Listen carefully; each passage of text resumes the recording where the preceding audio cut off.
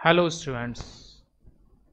आज की वीडियो में हम लोग एक नया चैप्टर स्टार्ट कर रहे हैं जिसका नाम है रिलेशन। बेसिकली ये रिलेशन एंड फंक्शन चैप्टर का पार्ट है। तो हम लोग इसमें पढ़ेंगे फर्स्ट रिलेशंस और यू कैन से रिलेशन। रिलेशंस के फंडामेंटल को समझने के लिए सबसे पहले मैं आपको बताऊंगा ordered pair. Actually ordered pair का रिलेशन में यूज है। और ऑर्डर्ड पेयर कहाँ से आया है? ऑर्डर्ड पेयर आया है सेट से। ठीक है, अब बताती है ये ऑर्डर्ड पेयर है क्या है। An ordered pair consist of two objects और elements in a given fixed order.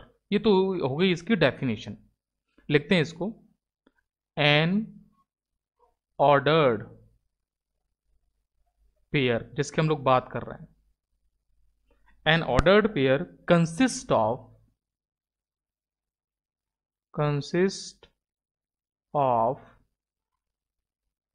To objects और एलिमेंट्स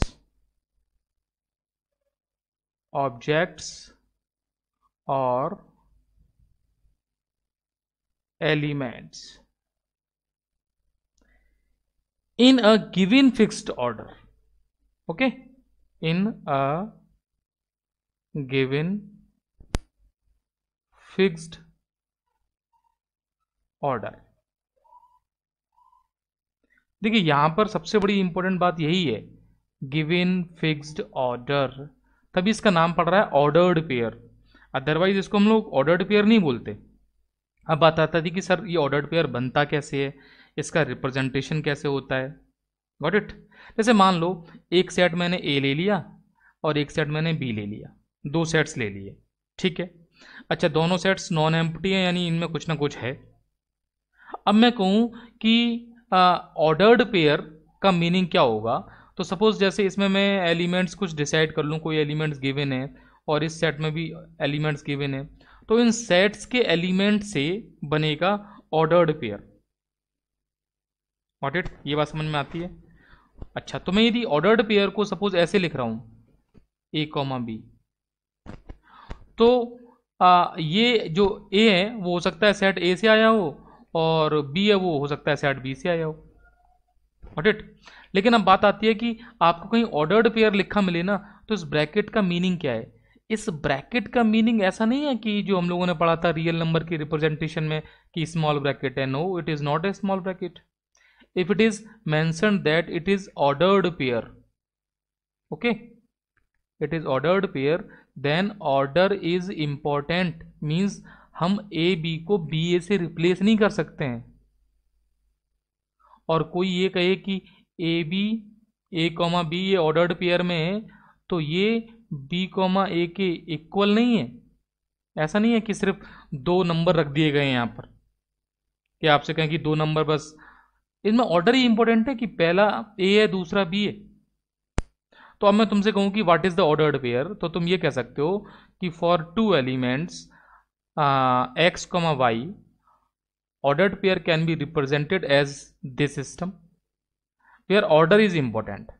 बस इतनी सी बात समझनी है जो ये लाइन लिखी हुई है। An ordered pair consist of two objects, an ordered pair consist of two objects और elements in a given fixed order. अच्छा वो एलिमेंट्स किसी सेट से हैं, वो बात मैंने यहां बताई थी, वो एक बात की बात है, वो भी समझेंगे। लेकिन मैं तुमसे कहूं कि ऑर्डर्ड पेयर का मीनिंग क्या है, तो ये बात समझ में आ रही है। What is the meaning of ordered pair? Yes और no? Ordered pair means it is a representation like this where order is important. अच्छा एक बात और सुनो, जैसे सपोज किसी ने ऐसे लिख दिया ए कॉमा ए, ये भी एक ऑर्डर्ड पेयर है भाई। मीन्स ये दोनों एलिमेंट्स कोई तुमसे कहे कि डिफरेंट होना नेसेसिटी है, ऐसा नहीं है। Two elements need not to be distinct, same भी हो सकते हैं। इंपॉर्टेंट बात क्या है? सबसे इंपॉर्टेंट जो फैक्ट है वो क्या है? Order is important. Order is important means जो फर्स्ट एलिमेंट यदि किसी ने लिख दिया तो ये और ये आप डिस्टर्ब नहीं कर सकते यदि किसी ने आपको लिख के दे दिया है। बात समझ में आ गई? तो जो मैं एक बार फिर रिपीट कर रहा हूं, N ordered pair is not a set consisting of two elements. ऐसा मत समझना कि दो एलिमेंट्स पड़े हुए हैं। Ordering of the two elements in ordered pair is important. सबसे इंपॉर्टेंट बात यही है। Got it? अच्छा, अब मैं आपसे कहूं कि भाई ये मैंने ए कॉमा बी लिखा है, अब मैं इसको ऐसे बोल दूं कि भाई ए कॉमा बी एक ऑर्डर्ड पेयर है where A belongs to set A and B belongs to set B है, जो मैं आपको बता रहा था स्टार्टिंग में जब मैंने दो सेट लिए थे। बात समझ में आ रही है? तो ऑर्डर्ड पेयर सेट ए और सेट बी के एलिमेंट से ही बनेगा, है ना। यहां पर ऑर्डर्ड पेयर का मीनिंग समझा रहा था मैं, what is the meaning of ordered pair. ये सिंपल स्मॉल ब्रैकेट नहीं है, ये सिर्फ दो एलिमेंट्स का रिप्रेजेंटेशन नहीं है, ये एक ऐसा सिस्टम है जिसमें ऑर्डर इंपॉर्टेंट होता है।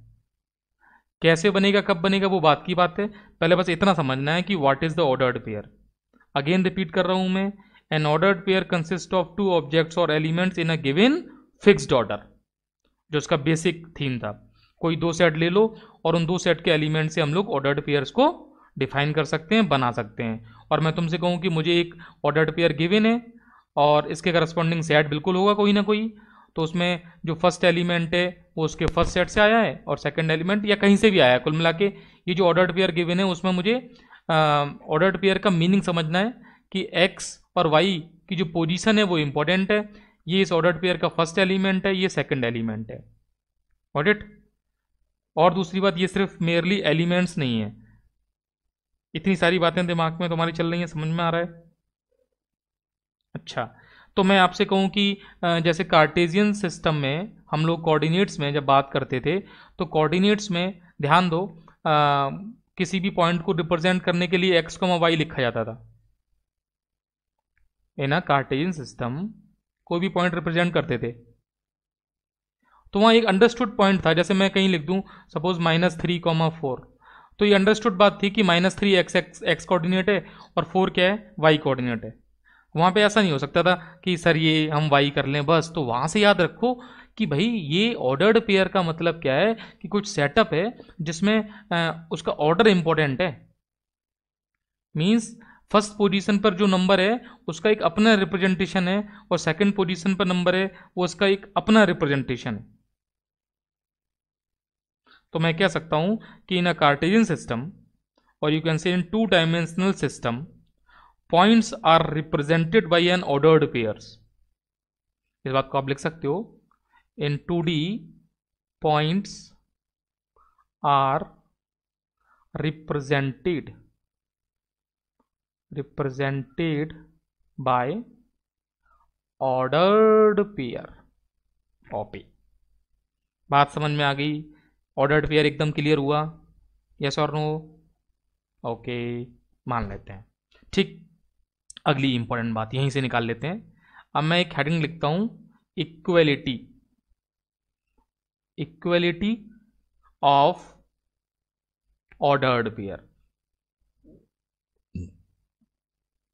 क्या मीनिंग है भाई इक्वलिटी ऑफ ऑर्डर्ड पेयर का? राइटिंग तो देखो इस पेन से माशाल्लाह आती है, वो तुम्हें पता ही है। ठीक है, ठीक है, फिर भी अब ऑर्डर्ड पेयर की इक्वलिटी का मीनिंग क्या है? सपोज कोई कह रहा है कि A1 B1 एक ऑर्डर्ड पेयर है और ये इक्वल है A2 B2, तो ये तभी हो रहा होगा डेफिनेटली जब A1 A2 के इक्वल हो जाएगा और B1 B2 के इक्वल हो जाएगा। इसके अलावा कभी भी नहीं हो सकता है।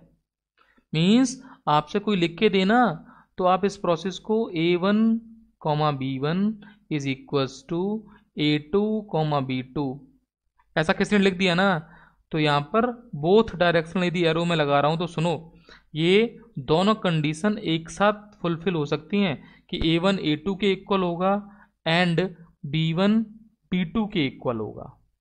तो कोई ऐसा लिख के दे तब मैं इधर ट्रांसफर कर सकता हूं और ऐसे दे तो मैं ये बता सकता हूं। Got it? मीन्स अच्छा, कॉमन सेंस से देखो, हमने जब कार्टेशियन सिस्टम में पॉइंट की बात की तो तुम ये बताओ 1,2 क्या 2,1 के इक्वल हो सकता है? नहीं हो सकता। समझ में आ रहा ना तुम्हें? ये एक्स है, ये वाई है, यहाँ पे एक्सचेंज हो गया है। इक्वल होना है तो क्या होना भाई, each and every element should be equal होना चाहिए। अब इसी पे कुछ क्वेश्चन जनरेट कर लेते हैं। जो तुम्हें सिंपल बुक्स में मिल जाएंगे। जैसे मान लो किसी ने कहा कि in a ordered pair it is given that 3a minus two comma suppose b plus three, ये पॉइंट ले, ये ऑर्डर्ड पेयर ले लिया, दिस इज इक्वल्स टू कुछ भी नंबर मान लो यहाँ पे, जैसे मान लो 2a minus one comma three ले लिया। अब कह रहे हैं कि ये इक्वल है, तो तुम लिखोगे वेरी गुड ये इक्वल है, तो 3a minus two equals to 2a minus one होगा और b plus three equals to three होगा, तो यहाँ से b ज़ीरो आ जाएगा और यहाँ सॉल्व करोगे तो a इक्वल्स टू थ्री आ जाएगा। सॉल्व कर लेना, a equals to sorry one आ जाएगा, इधर टू जाएगा प्लस का हो जाएगा। तो भाई a वन और b ज़ीरो, अब यहाँ ध्यान से देखो, a को वन रखो b को ज़ीरो रखो, देखो क्या आएगा, ये वाला सेटअप a को वन रखते ही बनेगा वन कॉमा b ज़ीरो तो थ्री, ये थ्री बने, ये बनेगा, इधर देखो a को वन रखो तो क्या आएगा वन कॉमा थ्री, इक्वल है और इक्वल होगा भी। तो मेरे हिसाब से हम लोगों ने ऑर्डर्ड पेयर को ढंग से समझा, पहली बात इक्वलिटी ऑफ ऑर्डर्ड पेयर को ढंग से समझा। Ordered pair it is not the merely representation of two elements,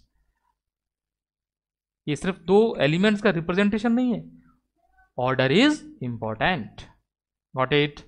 चलिए ठीक है।